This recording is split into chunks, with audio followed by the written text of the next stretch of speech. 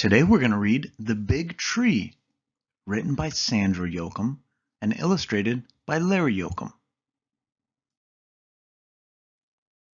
There was once a beautiful mountain where many new trees were planted. They soon began to grow. All were beautiful, but there was one in the center of the forest that grew taller and faster than the rest. She finally stood high above all the trees. She said, "Look at me. Aren't I beautiful?" The other trees said, "Yes," because it was true.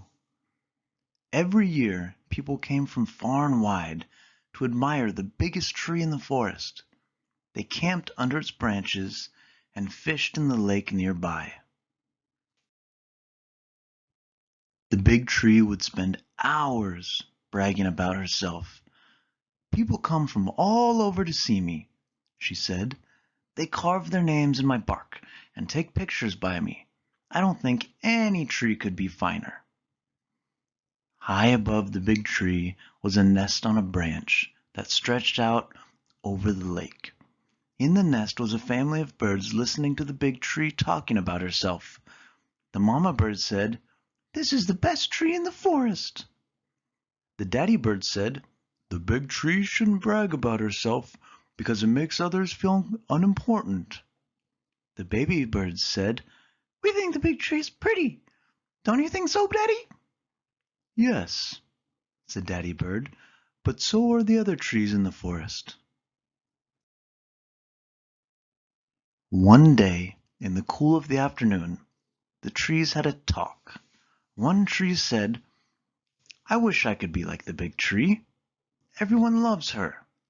My branches are so low that no one even notices me." Another said, "Her big top reaches far above the forest. I wish I could be like her." All the trees agreed.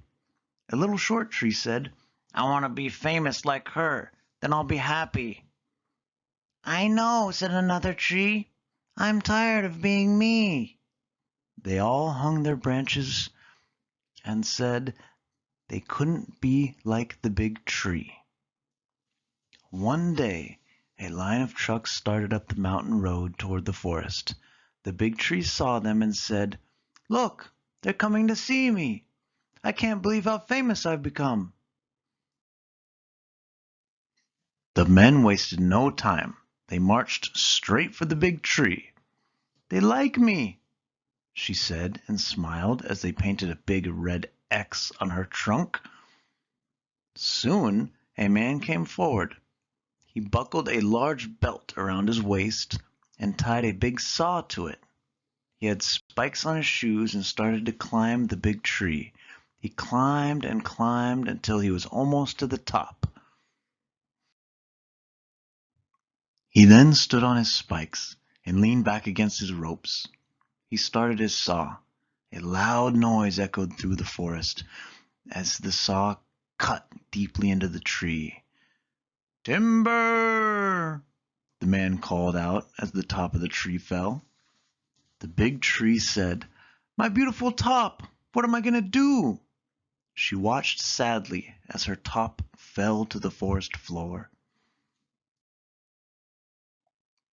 The man climbed down from the tree and started his saw again. "Stay back," he said as he cut into the base of the big tree. She could do nothing but watch as the man cut her down. She fell with a great sound and lay quietly on the forest floor. She looked up at all of her friends and said, "I didn't realize how beautiful you all are. I'm sorry I bragged so much about myself. Be happy with who you are." The man stood on the fallen tree and cut off the rest of her branches.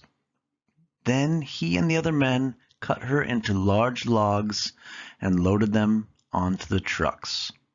The trees watched as the trucks slowly hauled the huge tree down the mountain. One tree said, "I always thought she was lucky to be so famous, but I guess I'm just glad to be me." They all nodded in agreement as the last truck disappeared. The end.